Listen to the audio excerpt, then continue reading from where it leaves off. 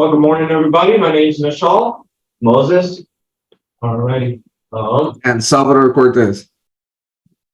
Nice to meet you all. So Sal's going to start us off. I want to start off by just discussing a little bit of our goals for today. Our goals for today is to take you through the process of home buying, educate you to the who, the what, and the why of the process. Our goal is to teach you how to be a better buyer when it's time, inspire you and show you the path to home ownership. And along the way, I really hope that we have some fun. Please know that this is kind of interactive. So at any point, if you need to ask a question, want more clarification, this presentation is pretty basic. It'll get more in depth if the questions require that. If not, this presentation should take about 30 to 45 minutes tops, and then we'll have some time for questions. Questions are a big deal. So one of the first things I like to teach people, and we like to teach people, is make sure to ask the right questions. Where do I start? Lender or a realtor? What is my credit score? Do I make enough money? What program is best for my situation? What if I don't have enough money saved for down payment or closing costs? And what does the home process search look like? So today, we'll hopefully provide you with all those answers. So at least our professional, opinion is that you typically might accidentally start with a realtor, but really they're going to guide you right away to a lender. The goal will be to choose a lender that will set you up with a roadmap for success. What that really means is if somebody right away breaks into talking about what is your credit score, how much money do you make, what's your social, let's fill out an application, you're probably not working with a lender that really cares that much about what you want, what you need. So start with that lender that sets you up with a roadmap. A good lender will typically start with affordability. The goal is to identify what you can comfortably afford. It does us no good if we qualify you for $1 million home, but you really want a $400,000 home payment. So the goal is to start with a monthly budget, work on seeing how much money you can comfortably afford, because the last thing we want is to have to be selling your home because you lost it or because something happened. So a general rule of thumb is your mortgage payment should be approximately 30% of your income. This might vary depending on different circumstances. If there's two incomes, but we're only qualifying with one, if that's the only, if there's ways that occasionally this number might be stretched, but again, it's very individual. This is just a rule of thumb. But it is recommended that you get a budget before getting pre-approved. The last thing we want is you searching for a house that'll have the wrong payment that you want. So what is my credit score? That's probably one of the biggest questions, worries, concerns that people have. Credit scores are calculated through 3 credit bureaus. You got Equifax, Experian, and TransUnion. They're all pretty similar, but different. So typically the way the bank works is they'll get rid of the highest score and the lowest score, and the middle score is the one that they use to determine your credit worthiness. Okay. So the tip I typically give people is, because they often, I could have headed this title is "Don't Run My Credit," because we hear that all the time. The problem with that way of thinking is retrieving your credit score from a creditor, from a lender, is going to give you a picture of where you're at. Without that picture of where you're at, it's hard to know where to go. It's hard to know whether you're in a good place or a bad place. So it's important to have a credit score, understanding if you have good credit, bad credit, and then taking necessary steps suggested by your lender to improve your score. If you have your credit ran by a lender and they don't give you tips, then that should be a sign to you that you might not be working with one that cares about your future and you getting the best deal for a mortgage. So if your credit score is higher, does that essentially correlate to a lower payment? Can you speak up next time, Moss? But the question sounded, if I heard it correctly, was, will you have a lower payment if you have a better credit score? Correct. Is that Okay. possible? Typically, what you will get is a lower interest rate potentially, which in turn does and can lead to a lower payment. So and also it could change the different opportunities for different programs. So getting back on track in regards to credit. So what is your credit score based on? So the biggest portion of your credit is based on your payment history. Are you making your payments on time? How long have you been making your payments on time? 30% of your credit score is how much do you owe relative to what your credit limits are. Having a lot of credit cards and a lot of ability to get credit doesn't necessarily mean you'll have a better credit score. I go through cycles where my credit cards are almost at the max, and that's when my credit score is the lowest. Then I pay them off, and that's when my credit's at its highest. So do understand that the length of your credit history also makes a big difference. Somebody who's had a credit card for 20, 30 years and had, car loans, mortgages, all that kind of stuff, if they have one little late payment, it might not affect them the same way somebody with hardly any credit. Okay. Then 10% of your credit is your credit mix.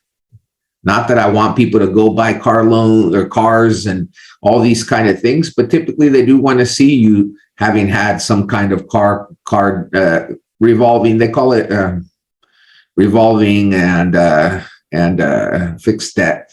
So you want to have a different mix of credit cards, of little loans, car notes, all those kind of things. I have a question. Go ahead. What if you don't? Like, let's just say in my situation, I want to buy a house, but I never had this cycling credit or whatever you're talking about. I always paid it off at the end of the month. I do have good credit. Theoretically speaking, let's just say it's 760 without this number or this revolving credit that you're talking about. How does that affect me?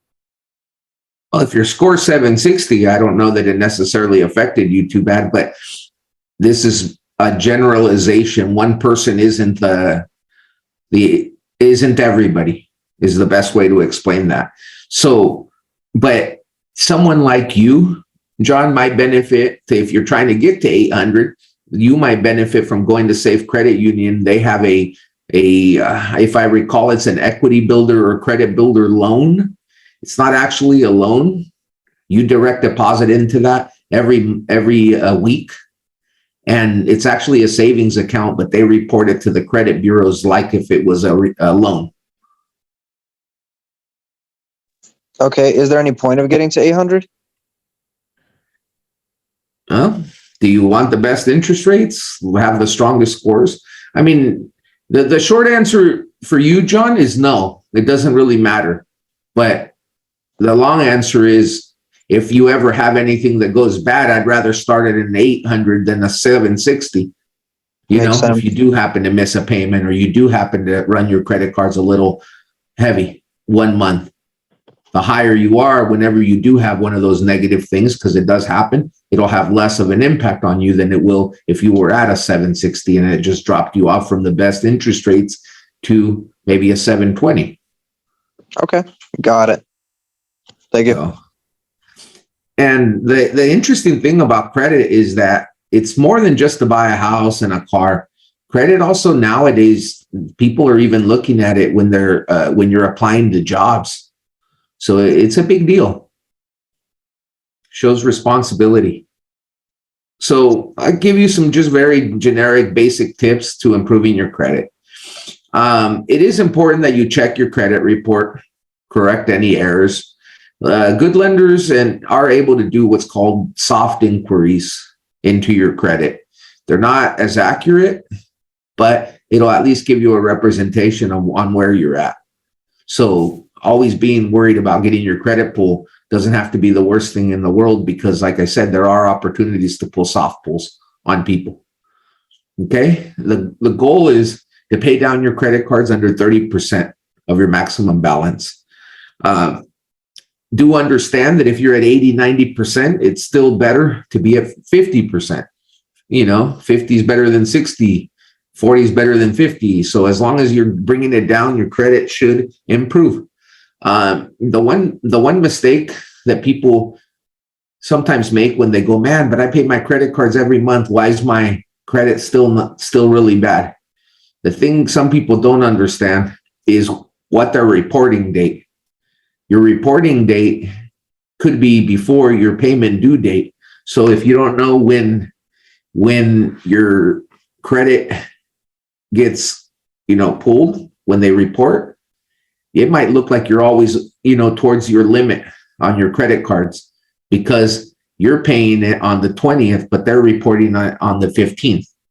If for whatever reason you are one of those that gets paid once a month, sometimes moving that credit reporting date or the credit due date might really benefit you. So you can do that by asking your credit cards. The goal is going to be that while we're going through this process, you're paying down all your bills, making sure everything's paid on time. I had one person who was saving for the down payment and ran up all their credit cards because they thought that it was more important to save the money than to pay their credit cards. Their credit tanked and they weren't able to buy a house until we got those balances paid down and their credit improved. So, really talk to somebody. Don't just think that you know how to do it because you read something or watched a TikTok.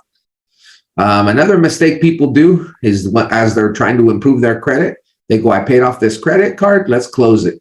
I paid off this debt, let's close it.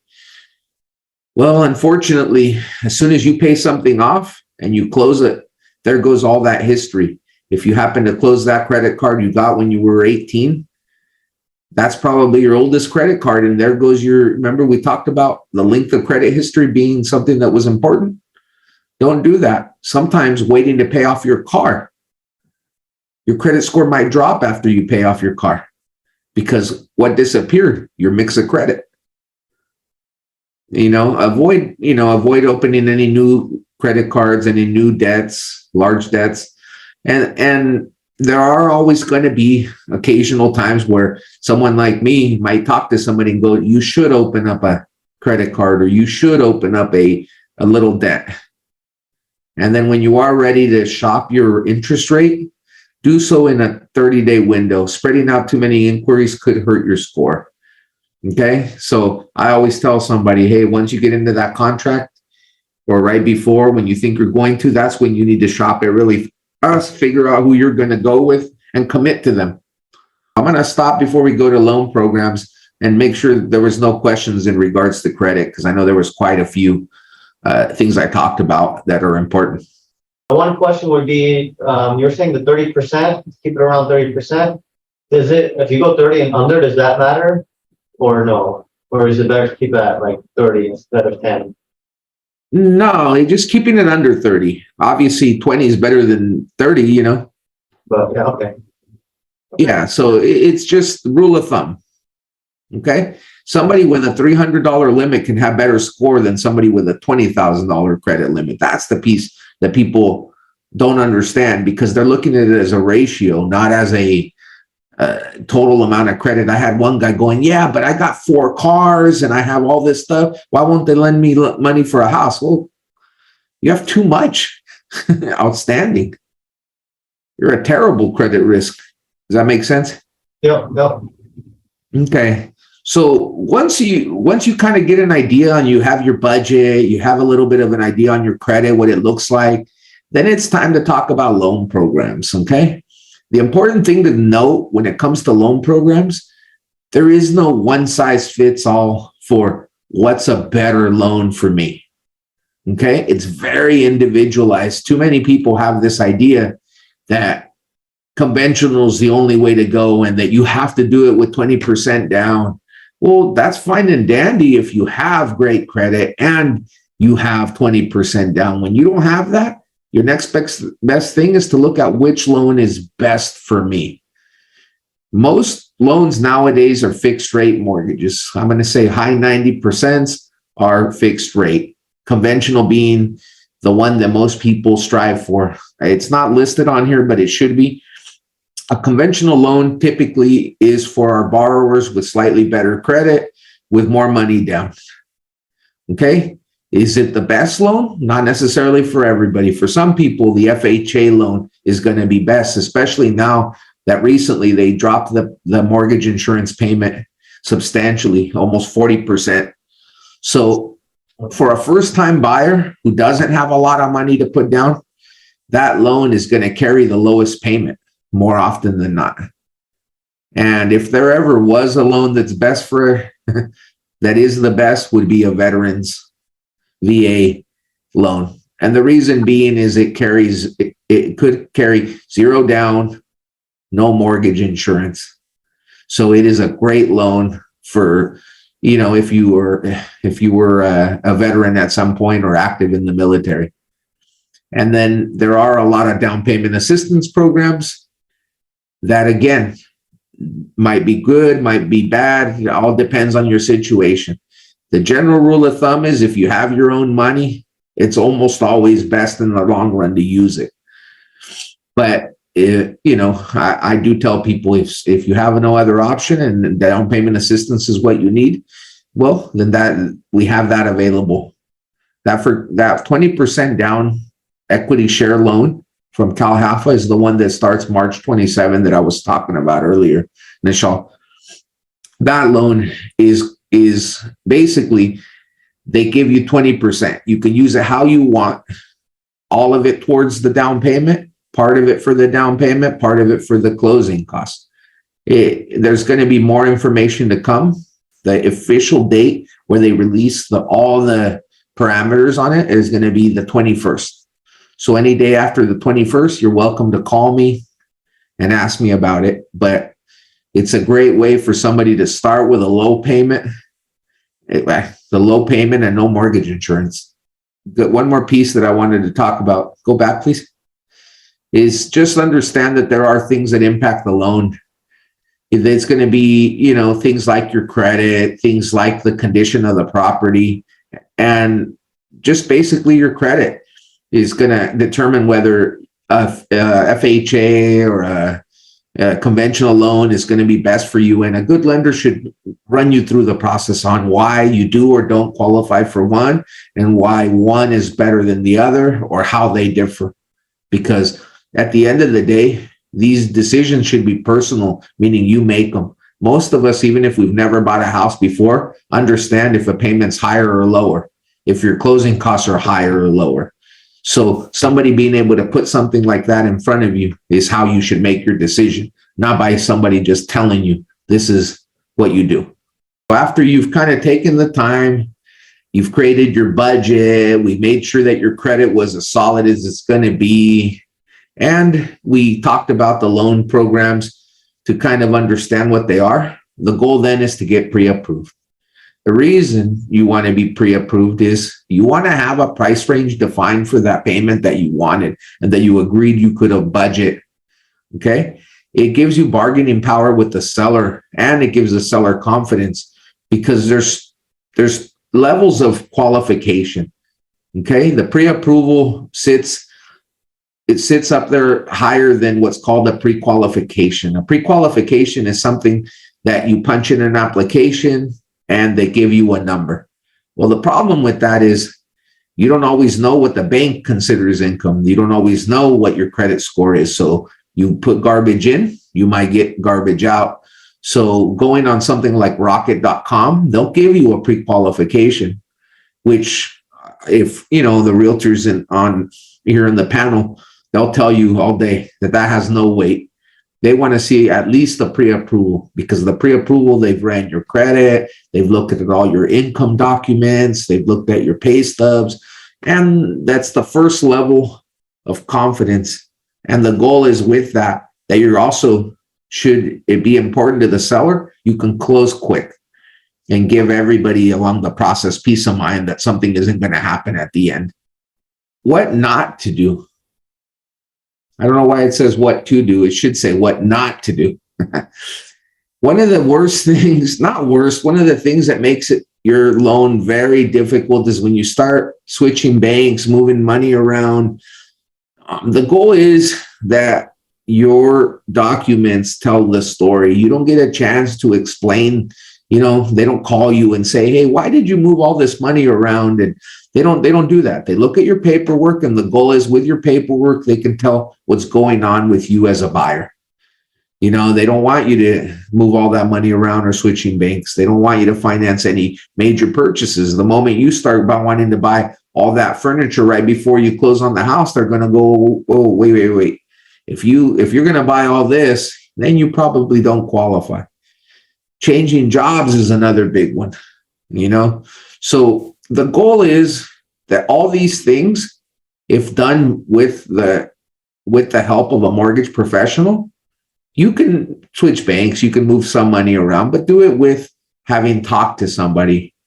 Sometimes you have to buy a new car because yours broke down, but let's make sure we talk about what impact it could have. Sometimes it is better to switch a job, and let's make sure that it doesn't impact your ability to buy. Okay. Next slide.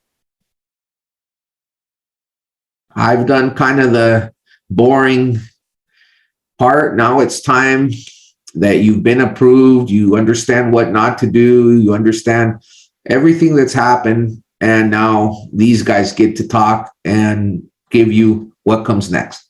Okay, now we'll talk about the process of searching for your house, and we'll just kind of run you through all the details of how it works, and feel free to stop if you have any questions. So one thing a good realtor will do for you is they'll sit you down and do a consultation.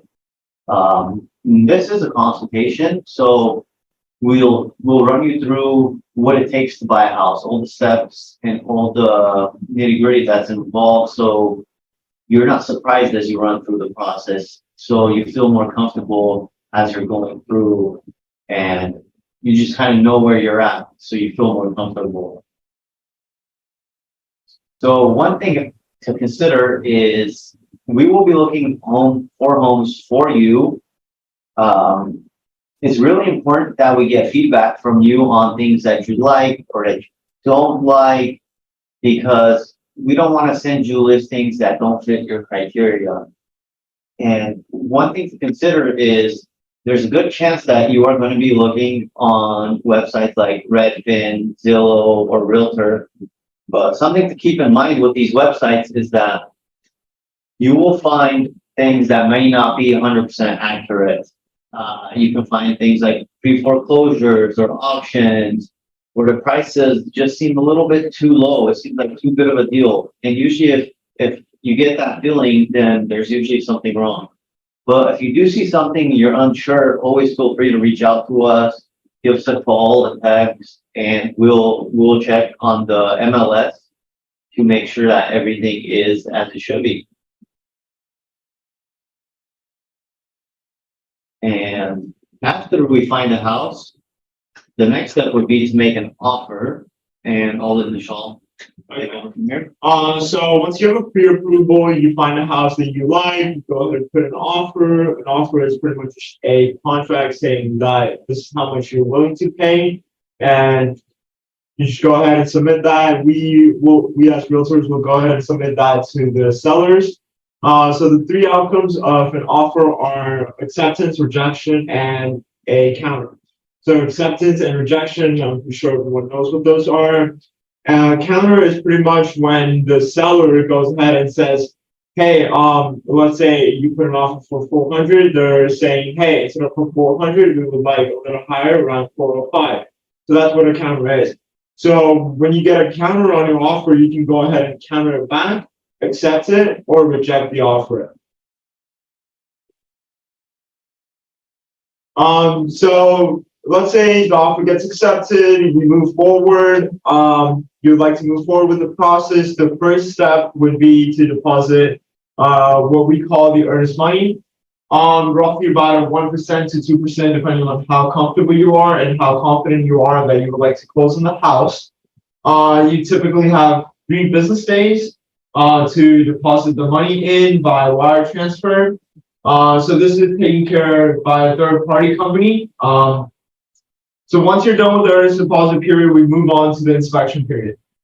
On average, inspections are 10 days to 17 days, but it could vary depending on your timeline. So your inspection period could be 5 days if you would like, it could be a little longer. During the inspection period, what we realtors recommend is that you go ahead and do 3 inspections: a home inspection, a roof inspection, and a pest inspection. So when it comes to pest inspection is pretty much just wood-eating pests such as termites and beetles.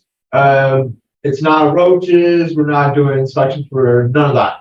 Home inspection is pretty much inspector comes out and takes a look into the entire house, from the wall outlets to the bathtubs, everything, your HVAC, your heating, plumbing. The only one thing the inspectors don't do is that they do not remove objects. So let's say there's a painting on the wall. And yeah, they wouldn't remove that painting and take a look behind that on the wall. So if there are, let's say, holes on the wall behind the painting, the inspector wouldn't know and couldn't tell you what's there behind the painting. Your home inspection, when it comes to costs, roughly about $600 for the home inspection. For roof inspection, we're looking at an average of $150, and then for your pest, roughly about $100 to $150. And just to let you know, all of this is incurred by the buyer, so you as a buyer will have to pay this out of pocket. Once the inspections are done, you get a report. We realtors get a report from the inspectors as well. The reports will have everything from the small things to the major thing that needs repair. At this point, what we do is we go ahead and we negotiate with the sellers on what we would like to do, whether they would like to fix the property up, or would they like to give us a credit or just a lower price tag on the house. Yeah, so one thing to add is, yeah, because most of the time in most homes, you are going to find some minor defects. No house is typically perfect. So this is a place where it gives us power to negotiate on your behalf. We can ask for, as Michelle was saying, credits, or we can ask them to repair anything that's damaged, but if we don't find anything wrong, great, even better. And this is the point where if we do find something that you don't like about the house, this is a point where you can withdraw from the contract with no repercussions. You will not lose your deposit in this time period. So this is where we strongly recommend for you to look over and really think about everything, because after this, it gets a lot harder to walk away without losing your deposit. And then so the next step would be, after that would be appraisal. So appraisal is when your lender, so let's say you're taking out a loan from Bank of America. Bank of America goes ahead and sends out a home appraiser to the property. And what the appraiser does is he goes ahead and gets a comparable for about a quarter mile, correct, right? About a quarter mile to a mile, half a mile. They do a comparable, seeing what's sold recently, what has been on the market, how much it's sold for, and that sort of thing. So it has to match somewhat, like, so let's say you're looking at a 3-2, a 3-bedroom, 2-bathroom, they're going to do a comparable of similar properties that are 3-bedroom, 2-bathroom, around the same square footage and all. So the appraisal, there's two outcomes to the appraisal. The first one is typically the good one, where your appraisal comes out higher than what you're willing to pay for the house. And the second one is when your appraisal comes below what you're paying for the house. So in the first scenario, there's nothing you should do, because you're pretty much on the good place, on the good side. But on the second scenario, where your appraisal does come below what you're paying for, there's two things. One, usually the lender wouldn't like to pass your loan through because you're paying a little more for the house than what it's worth for. Second is, what you can do is you can go ahead and forfeit the difference if you really like the house, or you can pull out from the deal. You can go ahead and say, hey, we're sorry that the appraisal came below what we want to pay, so we would like to cancel. And at this moment, you can still get your earnest deposit, if I'm correct, right? Yep. Yes, you can still get your earnest deposit back. And the other thing is we can go back to the table with the sellers and we can renegotiate on the price of the house if you like. You know, we can try to get a lower price, saying, telling the sellers that, hey, the appraisal came below than what we initially wanted to pay, so we would like to go down on the price of the house. What if the seller goes down in the price even though you wanted to leave on the house because of the appraisal? What's the seller? What? I'm sorry. So let's just say your appraisal came in 20K under and you're like, great, I was hoping to actually get out of this property as a buyer. And the seller doesn't allow it at first, but last second, they're like, hey, we'll go down to that lower appraised value since you guys are thinking of canceling. What then? It's dependent. Either they have to say yes or they have to say no. And in the situation where they say no, we're not going to lower the price to meet the appraised value, then yes, you can walk away. So if you were thinking about pulling out from the start, and let's say the appraisal does come below, like you said, and the first initial answer from the seller was no, then you just go ahead and back out. You don't go back to the seller the second time around and ask them, hey, you want to go back down? Because if your plan was to pull out, before the appraisal even came back, you were thinking that, hey, I hope the appraisal comes below so I can pull out. Then when we go to the seller after the appraisal asking them, hey, the appraisal came below, we want to cancel, or like you said, if we want to go down the price and they say no, then you just cancel it. You don't go back second time around asking, hey, would you like to decrease the price? And then he says yes. Okay, got it. Thank you. Going back to this last thing Joanna asked, isn't that based on the offer they write? Like if they have let's say if I'm a seller, I receive an offer, but it doesn't have a appraisal contingency on it. Well, no, all contracts are written up with an appraisal contingency. Right. Unless you waive it. Yeah, unless it's waived, which is not very typical. This is something more on the cash buyer side. My question was like, Can I interject real quick? Because we're asking some very specific, unique situation type questions that right Okay. now aren't Got the time to be asking. Okay. I'm sorry. After we're done, we can talk specifically to your guys' points. But right now, as this pertains, I think the guys did a great job of explaining that in your inspection period, you guys can back out, you can renegotiate. got it. Thank you. Okay. And the appraisal, you can back out, you can renegotiate. That's pretty clear. Guys, the next piece is the loan approval. During this whole time, you guys have been doing inspections and appraisals. The loan officer and the buyer are working in the background, working towards a loan approval. Okay. During that loan approval process, they've been asking you for, some extra paperwork and everything. The goal is by day 21, we have to release our loan contingency. At that point, you're either making the decision because the loan has been completely approved, or there's only a few conditions left that between you and the realtor and have the ultimate decision whether to ask for an extension or keep or remove that contingency. Okay. But more often than not, loan's done as long as you've been moving along and providing things in a timely fashion. The next piece, which is the most exciting day, we'll go into more detail on here, is the close of escrow.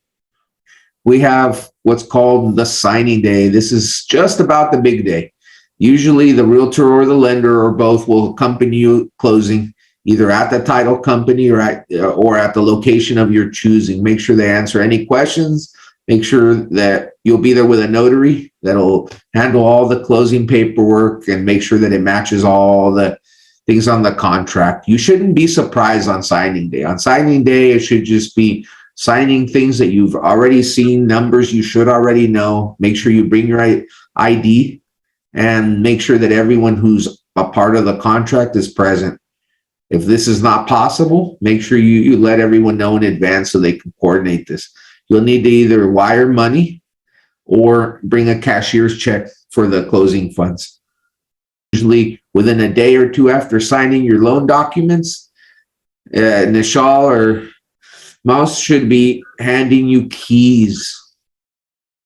Yeah, so I just want to make it clear that it does take a day or two after you sign. Just because you sign doesn't mean it's yours. That paperwork needs to go back to the county and record it and update it, and then you can get the keys. So roughly about 24 to 72 business hours. So if you were to sign on a Friday and hoping that you would get a key on the same day, you wouldn't. It would typically be on a Monday, Tuesday, or even Wednesday. That's it. That pretty much is everything that we have for the presentation. Our information's in the next couple slides if you guys want to screenshot any of that. This is my information. Next slide. This is Mos and Nishal. Should you want to, speak with them further. We are going to keep this on for another about 15 minutes. So if anybody has more specific questions, wants clarifications on any of the slides or the topics that we spoke about, this is the time now. Jonathan? Pretty good. Because you'd asked about the what would happen if they last minute agreed. Well, remember, real estate contracts are in writing, so the buyer can cancel if the appraisal doesn't come in. That just is. Even if Okay. later they go, oh wait, we'll give it lower. If they just want to, they can. Okay, So I that's didn't the know. answer to that question. Got it. I thought basically if the seller like last minute decides to accommodate that appraised value, then the buyer can no longer cancel unless Well, they I think ethically the buyer should continue the negotiation if the buyer, if the seller, decides to drop it. But I've had cases where they just said, you know what, I'm scared, this and that. Then they use it as an excuse. And California contracts are very much written in the buyer's favor. So Okay. Unfortunately for the sellers, buyers pretty much have every which way, and in a small claims court, they would probably win. Would you say this is a situation that has a higher than average chance of going to small claims court? No. No, you just say it's heavily leaning towards the buyer's favor in this case, right? Yep. Got it. Okay, makes sense. No questions, Vane? No, I think you guys did really well. Thank you so much for coming in, guys. I hope everyone has a great weekend here. And that's it. Yeah, we're good to go. Take care, everybody.